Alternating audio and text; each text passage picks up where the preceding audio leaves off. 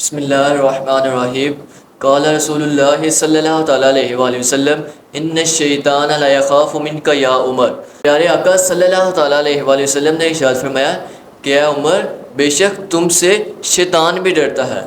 یعنی حضرت عمر رضی اللہ تعالیٰ عنہ وہ صحابی رسول ہیں کہ جس کے بارے میں آپ صلی اللہ تعالیٰ علیہ وآلہ وسلم خود فرما رہے ہیں کہ اے عمر، تو وہ ہے کہ جس سے شیطان بھی ڈرتا ہے۔ امیر المؤمنین حضرت سیدنا عمر فاروق اعظم رضی اللہ تعالیٰ عنہ کی شہادت، آپ رضی اللہ تعالیٰ عنہ 26 یا 27 ذوالحجہ کو نماز فجر پڑھا رہے تھے۔ ایک مجوسی غلام نے آپ پر قاتلانہ حملہ کیا، آپ کو نماز کی حالت میں شدید زخمی کیا، جس کی وجہ سے آپ رضی اللہ تعالیٰ عنہ پیچھے ہٹ گئے اور حضرت عبد الرحمن بن عوف رضی اللہ تعالیٰ عنہ کو نماز پڑھانے کا حکم دیا۔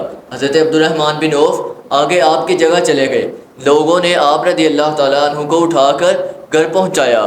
آپ رضی اللہ تعالیٰ عنہ کے شدید زخمی ہونے کی وجہ سے آپ پر خون بہہ رہا تھا، مسلسل خون بہی جا رہا تھا، جس کی وجہ سے آپ رضی اللہ تعالیٰ عنہ پر غشی طاری ہو گئی۔ آپ رضی اللہ تعالیٰ عنہ بے ہوش ہو گئے۔ پھر جب آپ رضی اللہ تعالیٰ عنہ کو ہوش آیا تو آپ رضی اللہ تعالیٰ عنہ نے اپنے بیٹے کا ہاتھ پکڑا اور ان کو مسجد میں لے گئے، اور وہاں جا کر آپ رضی اللہ تعالیٰ عنہ نے اپنی نماز فجر ادا کی۔